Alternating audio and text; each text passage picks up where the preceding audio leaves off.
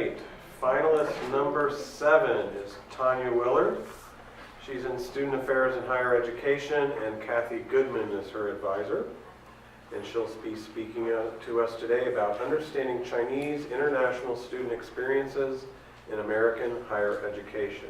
Tanya. Thank you.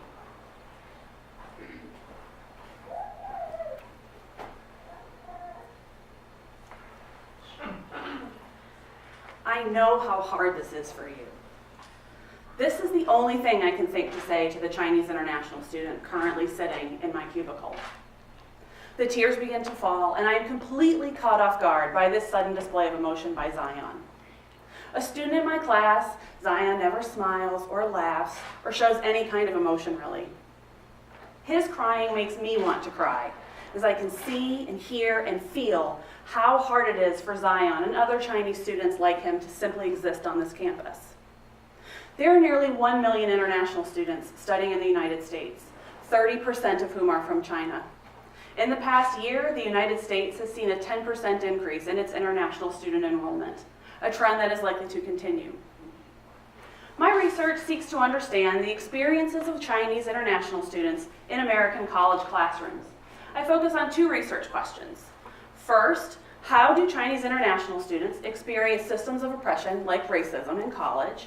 And 2, how do they overcome that oppression? To answer these questions, I use a qualitative methodology, whose methods include 30 interviews with Chinese international students, campus observations, and an exploration of social media sites, particularly Yik Yak, which allows students to post anonymously and without fear of getting in trouble for what they say. Much of the literature about international students says that their academic and social challenges are due to cultural differences, placing the blame on their home culture and ignoring the impact of university contexts. For example, Chinese students don't ask questions in class because of their collectivist upbringing.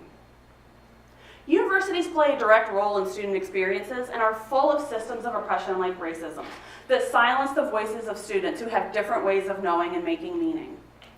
The slide behind me contains actual quotes about international students from Miami students, faculty, staff, alumni, and even parents. This is happening on our campus. So in addition to their classes, Chinese international students must confront an onslaught of racism that impacts their academic performance and their mental and physical health. My second question asks how they overcome that oppression. Most of the literature about them is deficit-based and says they lack the skills they need to be successful in the United States. I, however, use an asset-based approach, which assumes all students have the ability to succeed, and that doesn't ask these students to ignore their Chinese education and socialization.